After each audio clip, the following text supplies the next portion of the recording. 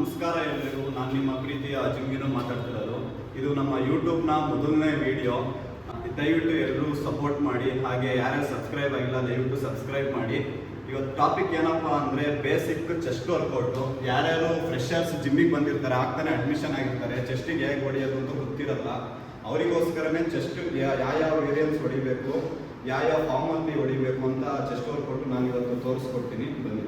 ಜಿಮ್ಮಿಗೆ ಹೊಸಬ್ರು ಜಾಯ್ನ್ ಆಗಿರೋರು ಬಂದ ತಕ್ಷಣ ವೆಯ್ಟ್ ಸಡನ್ ಆಗಿ ಎತ್ತುತ್ತಾರೆ. ಇವಾಗ 5 kg ಹೊಡೆಯೋದು, ಡಂಬಲ್ ಯೂಸ್ ಮಾಡೋದು ಮಾಡ್ತಾರೆ. ಆ ಥರ ತಪ್ಪು ಯಾರು ಮಾಡಬೇಡ್ರಿ. ಹೊಸಬ್ರು ಬಂದ ತಕ್ಷಣ ಹೊಸಬ್ರಾಗಲಿ ಅಡ್ವಾನ್ಸ್ ವರ್ಕೌಟ್ ಮಾಡೋರಾಗಲಿ ಫಸ್ಟು ಬಂದಿದ ತಕ್ಷಣ ವಾರ್ಮಪ್ ಸ್ಟಾರ್ಟ್ ಮಾಡಬೇಕು. 5 to 10 minutes ಕಂಪಲ್ಸರಿ ವಾರ್ಮಪ್ ಮಾಡಲೇಬೇಕು. ಈ ಫ್ರೆಶರ್ಸ್ಗೆ ಯಾವ ವಾರ್ಮಪ್ ಮಾಡಬೇಕು ಅಂತ ತೋರಿಸ್ಕೊಡ್ತೀನಿ. ಫಸ್ಟ್ ಇವಾಗ ರಿಸ್ಟ್ ರೊಟೇಷನ್ ಎಲ್ಲ 10 ಸೆಕೆಂಡ್ಸ್ ಮಾಡಬೇಕು. ರಿಸ್ಟ್ ರೊಟೇಷನ್ ಮಾಡಬೇಕು, ಮತ್ತೆ ಶೋಲ್ಡರ್ ರೊಟೇಷನ್ ಮಾಡಬೇಕು. ಇವರು ಯಾವ ಥರ ಮಾಡ್ತಿದ್ದಾರೆ ಅಷ್ಟು ಮಾಡಿದ್ರೆ ಸಾಕು. ಒಟ್ಟು 5 to 10 minutes ವಾರ್ಮಪ್ ಮಾಡಲೇಬೇಕು. ಯಾಕಂದರೆ ಬಾಡಿ ಕೋಲ್ಡ್ ಆಗಿರುತ್ತೆ, ಬ್ಲಡ್ ಸರ್ಕ್ಯುಲೇಷನ್ ಚೆನ್ನಾಗಾಗುತ್ತೆ ವಾರ್ಮಪ್ ಸ್ಟಾರ್ಟ್ ಮಾಡಿದಾಗ. ವಾರ್ಮಪ್ ಆದಮೇಲೆ ನಾವು ನೆಕ್ಸ್ಟ್ ವೆಯ್ಟ್ ಟ್ರೈನಿಂಗ್ ಸ್ಟಾರ್ಟ್ ಮಾಡಬೇಕು.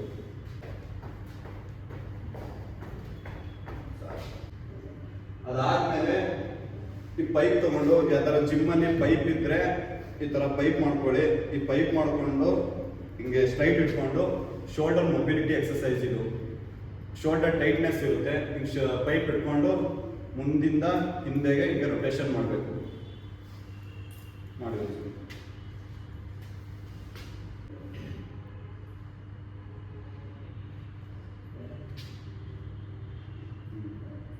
ಇವಾಗ ವಾರ್ಮಪ್ ಎಲ್ಲ ಮುಗ್ದಿದೆ.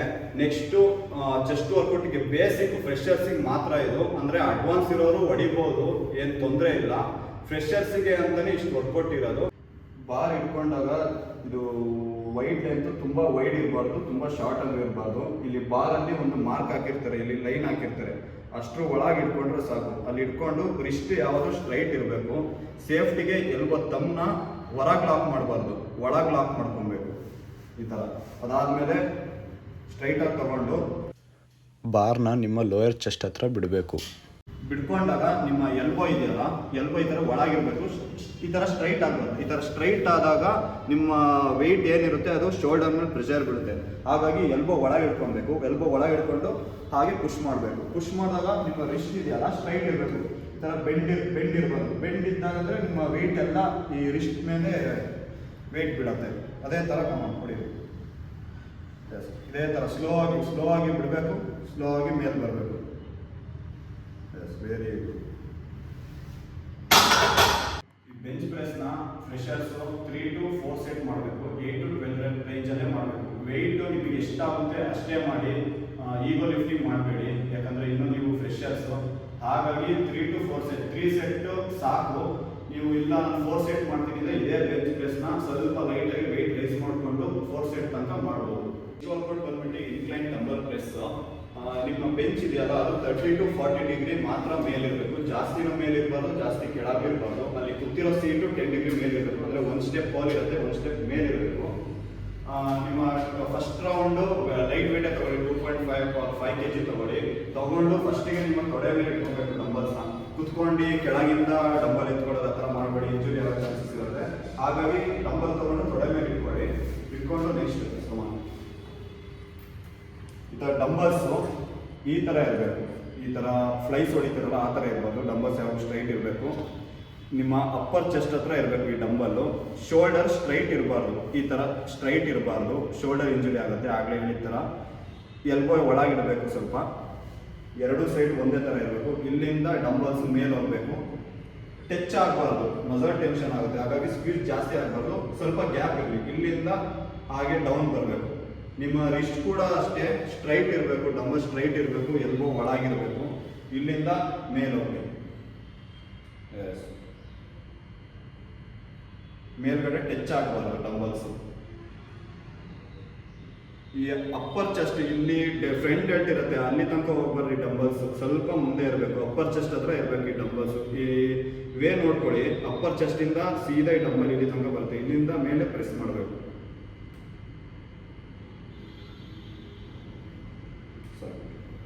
ಇದು ಅಷ್ಟೇ 3 to 4 ಸೆಟ್ ಹೊಡಿಬೇಕು. 8 to 12 reps ರೇಂಜಲ್ಲಿ ಈ ವರ್ಕೌಟ್ನ ಮುಗಿಸ್ಬೇಕು. ನೆಕ್ಸ್ಟ್ ವರ್ಕೌಟ್ ಬಂದ್ಬಿಟ್ಟು ಪೆಕ್ಟ್ಯಾಕ್ ಫ್ಲೈ. ಇದು ಅಷ್ಟೇ 3 to 4 ಸೆಟ್ ಹೊಡಿಬೇಕು. 8 to 12 ರೆಪ್ ರೇಂಜಲ್ಲಿ ಹೊಡೀರಿ. ಕೆಲವೊಬ್ರು ಪೆಕ್ಟೈಕ್ ಫ್ಲೈ ಹೊಡಿಬೇಕಾದ್ರೆ ಫುಲ್ ಹಿಂದೆ ಹಾಕೊಂಡಿರ್ತಾರೆ. ನೀವು ಪುಷ್ ಮಾಡ್ತಿರೋ ವೆಯ್ಟ್ ಎಲ್ಲ ನಿಮ್ಮ ಶೋಲ್ಡರ್ ಮೇಲೆ ಬೀಳುತ್ತೆ, ಹಾಗಾಗಿ ಶೋಲ್ಡರ್ ಲೆವೆಲ್ಗಿಂತ ಅರ್ಧ ಅಡಿ ಹಿಂದ್ಗಡೆ ಹಾಕೋಬೇಕು ಹೋಲ್ಸಲ್ಲಿ.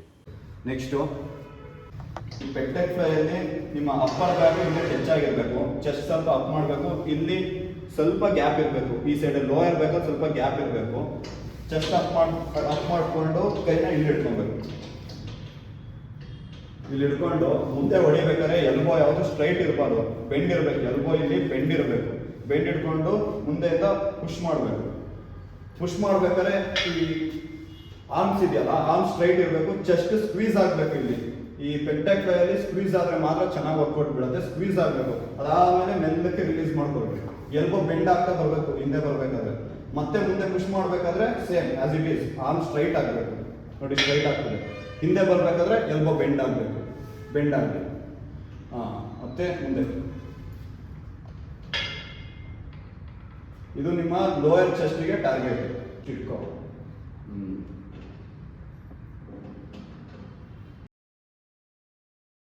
ಇಲ್ಲಿಗೆ ನಿಮ್ಮ ಬಿಗಿನರ್ಸ್ ಚೆಸ್ಟ್ ವರ್ಕೌಟ್ ಮುಗೀತು. ಇದೇ ಚೆಸ್ಟ್ ವರ್ಕೌಟ್ನ ನೀವು 2 ವೀಕ್ಸ್ ತನಕ ಇಲ್ಲ 1 ಮಂತ್ ತನಕ same routine, same variance continue ಮಾಡ್ಬೋದು.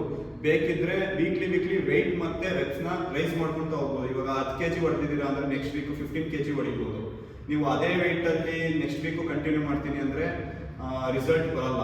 ಒಂದು 1 kg 2 kg ಆದರೂ ರೈಸ್ ಮಾಡ್ಕೊಂಡು ಹೊಡಿಬೇಕು. ಈ ವರ್ಕೌಟ್ನ ನಾನು ಏನು ತೋರಿಸ್ಕೊಟ್ಟಿದ್ದೀನಿ ಆ ವರ್ಕೌಟ್ನ 1 ಮಂತ್ವರೆಗೂ ಕಂಟಿನ್ಯೂ ಮಾಡಿರಿ. ಅದಾದಮೇಲೆ ನೆಕ್ಸ್ಟ್ ಇಂಟರ್ಮೀಡಿಯೇಟ್ ಮತ್ತು ಅಡ್ವಾನ್ಸ್ ವರ್ಕೌಟ್ ಚೆಸ್ಟಿಗೆ ಏನು ಮಾಡಬೇಕು ಅಂತ ನಾನು ನಿಮಗೆ ನೆಕ್ಸ್ಟ್ ವಿಡಿಯೋದಲ್ಲಿ ತಿಳಿಸ್ಕೊಡ್ತೀನಿ.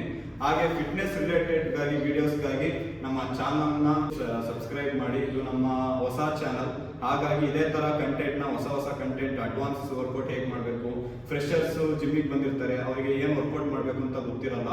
ಡೈಲಿ ರೂಟೀನ್ ಮಂಡೇ ಯಾವ್ದು ಹೊಡಿಬೇಕು, ಟ್ಯೂಸ್ಡೇ ಯಾವ್ದು ಹೊಡಿಬೇಕು ಅಂತ ನಿಮಗೆ ತಿಳಿಸ್ಕೊಡ್ತಾ ಇರ್ತೀನಿ, ಅಪ್ಡೇಟ್ ಮಾಡ್ತಾನೆ ಇರ್ತೀನಿ. ಹಾಗೆ ಕಾಂಪಿಟೇಷನ್ ಪ್ರಿಪರೇಷನ್ ಹೇಗೆ ಮಾಡಬೇಕು, ಸ್ಟೆರಾಯ್ಡ್ಸ್ ಯಾವಾಗ ತೊಗೊಬೇಕು, ಅದೆಲ್ಲ ನಾನು ಕಂಪ್ಲೀಟಾಗಿ ನಿಮಗೆ ಹೊಸ ವೀಡಿಯೋಸಲ್ಲಿ ತಿಳಿಸ್ಕೊಡ್ತೀನಿ. ನಮ್ಮ ಚಾನಲ್ನ ದಯವಿಟ್ಟು ಸಬ್ಸ್ಕ್ರೈಬ್ ಮಾಡಿ. Thank you.